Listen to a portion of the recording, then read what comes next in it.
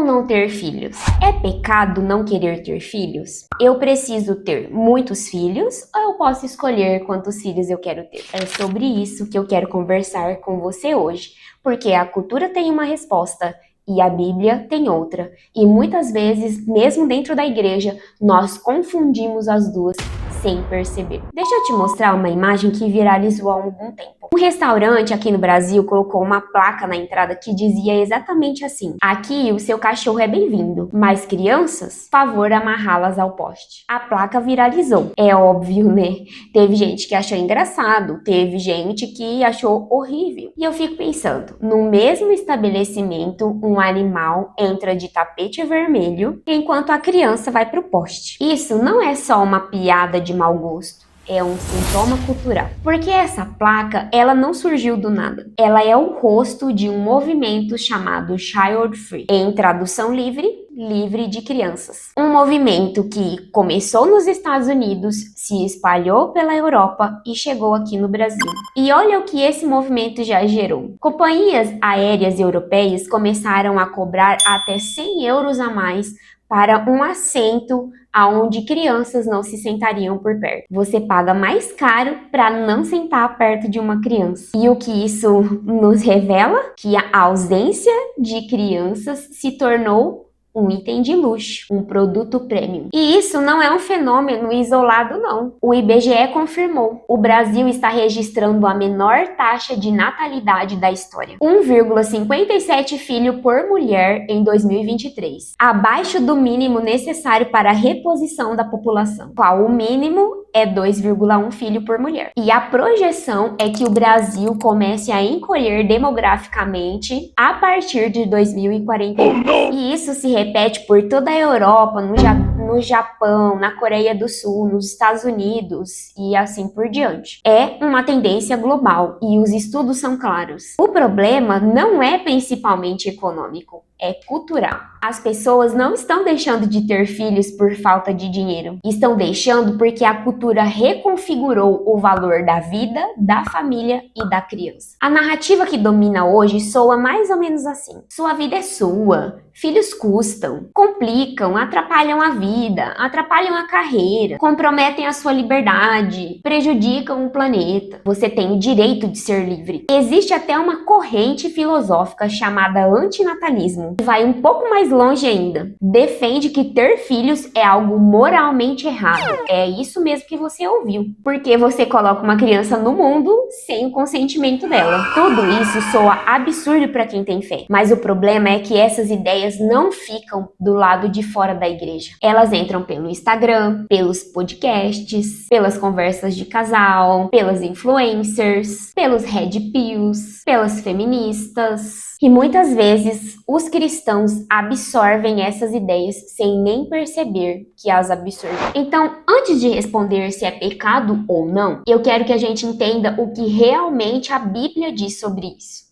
Vamos comigo? Se você está gostando e ficou até aqui nesse vídeo, curta já esse vídeo e se inscreve no canal para não perder a série sobre feminismo que eu estarei fazendo. Vamos lá, a perspectiva bíblica sobre tudo isso que eu disse até agora. Desde o princípio, Deus estabeleceu algo que a teologia chama de mandato criacional. Em Gênesis 1:28, logo depois de criar o homem e a mulher, Deus os abençoou e disse: sede fecundos, multiplicai-vos, enchei a terra. Isso não foi uma sugestão, foi uma missão e uma bênção dada por Deus à sua criatura. O Salmo 127 vai na mesma direção. E esse texto eu tenho certeza que você também já ouviu. Os filhos são herança do Senhor, e o fruto do ventre é a sua recompensa. Como flechas na mão do guerreiro, assim são os filhos nascidos na juventude. Feliz o homem que enche deles a sua aljava. Muito bonito, né? Mas aqui eu quero parar um pouquinho com você e dizer algo que me incomoda e que eu acho que a gente precisa falar. Quando eu penso em quantidade de filhos, o Salmo 127 sempre me vem à cabeça. E também me vem o exemplo de grandes homens da Bíblia. Abraão, Jacó, Davi tiveram muitos filhos, famílias muito grandes. Mas aí, quando eu paro e vou olhar um pouco mais de perto essas histórias, Abraão teve filhos com Sara, Agar e Quetura. Jacó teve filhos com Lia, Raquel, com Bila e com Zilpa. Davi teve esposas e concubinas e muitos filhos. Nós podemos ver porque a Bíblia registra isso. A Bíblia registra o que esses homens fizeram. Ela não necessariamente aprova tudo, como o casamento com várias mulheres ou o que nós chamaríamos de poligamia. Jacó teve sua vida marcada por conflito, ciúme e dor, justamente por causa da poligamia. Davi colheu tragédias dentro da sua casa. O padrão estabelecido por Deus para o casamento se encontra na Bíblia desde Gênesis, homem e mulher, e os dois se tornarão uma só carne. E Jesus confirma esse padrão em Mateus 19. Paulo confirma em Efésios 5. Então sim, filhos são herança do Senhor. A fecundidade é uma bênção bíblica, mas a quantidade não pode ser medida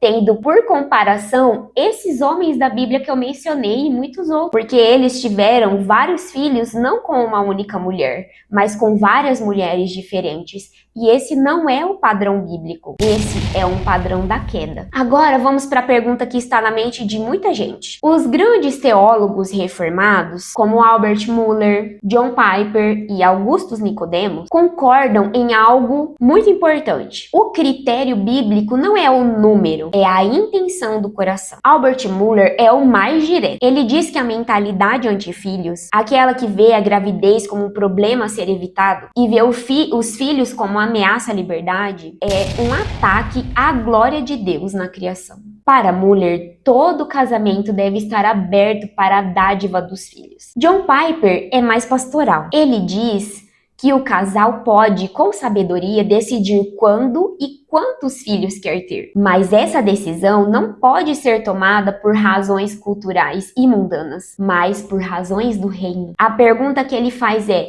por que você está tomando essa decisão? É exatamente essa pergunta que eu deixo para você. Eu publiquei um vídeo recentemente falando sobre alguns motivos pelos quais eu não queria ter filhos. Eu adiei a maternidade por 7 anos, e se você quiser saber quais são esses motivos, que não só eu, mas que muitas mulheres utilizam para justificar não ter ou adiar a maternidade, clica aqui na descrição e assista esse vídeo depois, tá bom? A pergunta que fica: você não quer ter filhos porque sente de coração um chamado ao celibato ou à vida missionária, como o próprio Paulo descreve em 1 Coríntios 7? Ou você não quer ter filhos porque custam, porque complicam, porque atrapalham os seus planos, comprometem a sua liberdade, porque no fundo a narrativa que você absorveu é a da cultura e não a da Bíblia? Essa é, com certeza, uma diferença enorme. A Bíblia nunca apresenta um casal que teve não ter filhos como um modelo de fé. Pelo contrário, a infertilidade é sempre tratada como um motivo de dor e a fecundidade como um motivo de bênção. Não haver ninguém na Bíblia que não expressou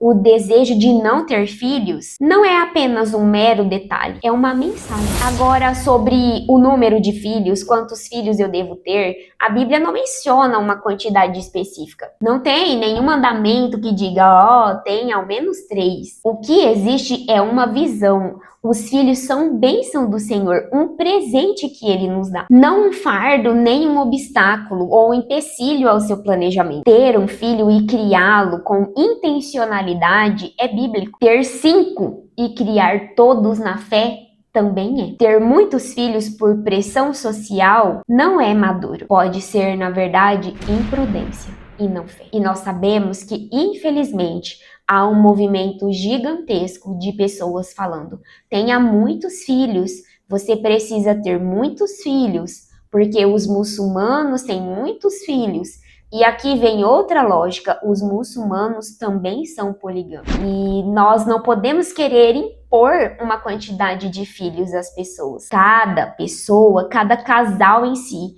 precisa ter uma ideia entre eles e Deus e viver de acordo com isso. A questão aqui não é a quantidade de filhos, mas é a cosmovisão por trás disso. E aqui eu quero ser bem sincera. Se você é casado tem saúde e a única razão para você não ter filhos é porque a cultura te convenceu disso, de que a sua vida tem mais valor e será melhor se você não tiver eles, isso merece oração. Oração porque é uma mentira que você foi convencida e precisa se libertar dela. Me conta aqui nos comentários, ouvindo tudo isso que eu falei até aqui, quando você pensa em ter filhos, qual é a voz que fala mais alto no seu coração? A da cultura ou a da palavra de Deus? Eu quero muito saber o que você pensa. E aqui, sem julgamento, porque como eu já disse, eu também não queria ter filho. E Deus transformou o meu coração e hoje eu sou mãe de 3. Se você chegou até aqui, provavelmente esse assunto importa para você de verdade. E ele importa para mim também. É por isso que eu quis fazer esse vídeo. Porque é aqui nessas escolhas que nós podemos perceber se é a cosmovisão cultural ou a cosmovisão bíblica que está vencendo nos nossos corações. Se você quer continuar pensando com uma cosmovisão cristã que confronta a cultura secular, se inscreve no canal e ativa o sininho para não perder os próximos vídeos. Deus abençoe você e até o próximo vídeo. Tchau, tchau.